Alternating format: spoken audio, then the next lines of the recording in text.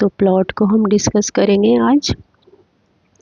Plot refers to the sequence of events in a story और a play. मतलब एक तरह से एक कहानी सीक्वेंस में चलती रहती है।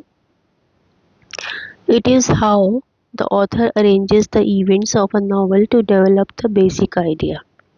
तो जब इवेंट्स कंटिन्यूशन में चलते रहते हैं, जो नॉवलिस्ट होता है वो जो उसके रीडर्स होते हैं उनके माइंड में एक बेसिक आइडिया डेवलप कर पाता है कि मतलब इस स्टोरी का या इस नॉवल का मेन आइडिया क्या है, मेन थीम क्या है। The plot is a structured logical series of events having a beginning, middle and an end. तो एक तरह से सीरीज इस तरह से होती है कि पहले उसका बिगनिंग होता है, स्टार्टिंग, फिर स्टोरी बीच में पहुंच जाती है मिडिल में, और फिर एंड हो जाता है उसका। Thus the plot is a narrative and thematic development of the story which forms the structure of the novel। तो प्लॉट से जो है नॉवल का एक स्ट्रक्चर क्रिएट होता है जैसे जैसे स्टोरी बढ़ती रहती है। A plot can be simple, episodic and complex depending on the nature of fiction. तो प्लॉट तीन तरह के हो सकते हैं, सिंपल, एपिसोडिक मतलब एपिसोड्स जैसे हम देखते हैं किसी भी डेली सीरीज़ जो आती हैं हमारे इस पे टीवी पर, तो इस तरह के एपिसोड्स भी हो सकते हैं, या फिर कॉम्प्लेक्स जो हमें मतलब ज़्यादा कॉम्प्लेक्स स्टोरी होती है। तो ये सब डिपेंड करता है कि वो नावल की बेसिक आइडिया के किस तरह से वो लिखना चाह रहा है नॉवलिस्ट, तो उस पर डिपेंड करता है कि वो नावल में प्लॉट किस तरह का देता है, सिंपल, एपिसोडिक या complex. The short story usually has one plot, so it can be read in one sitting। ये जैसे कि शॉर्ट स्टोरी होती है तो उसमें सिर्फ एक ही प्लॉट होता है और हम एक बार बैठकर ही उसको पढ़कर ख़त्म कर देते हैं। तो there are 5 essential parts of plot. तो प्लॉट के कितने पार्ट्स होते हैं? 5। पहला होता है exposition. It means the introduction or the beginning of the story which introduces the setting, background and characters। तो पहला होता है exposition.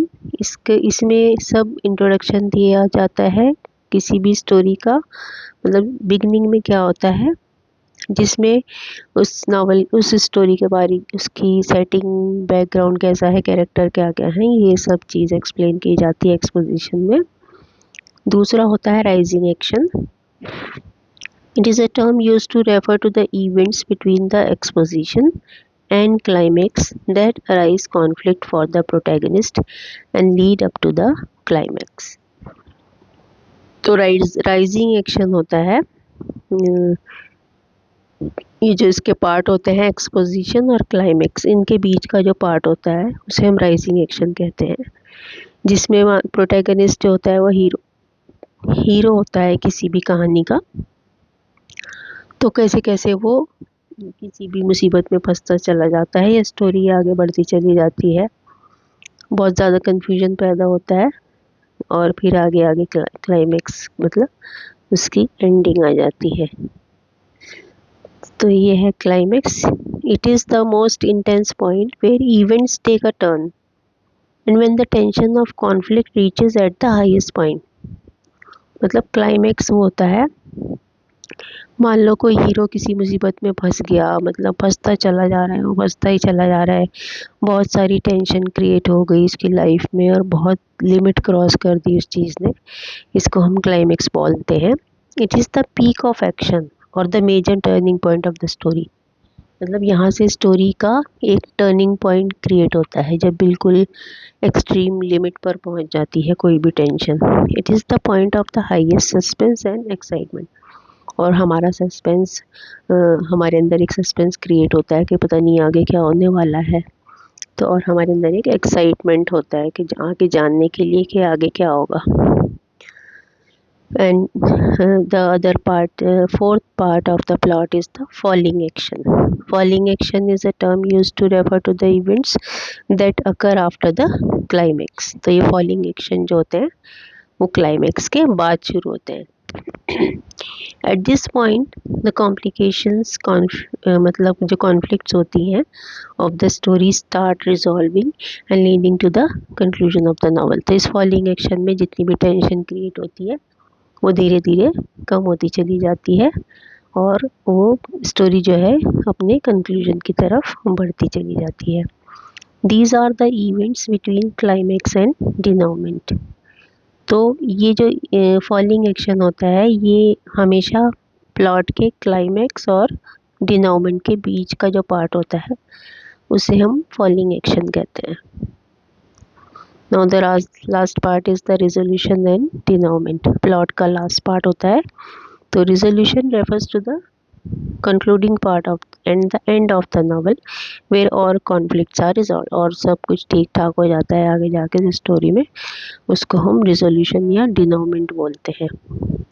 The denouement is the final outcome of events in the story और the concluding part of the novel.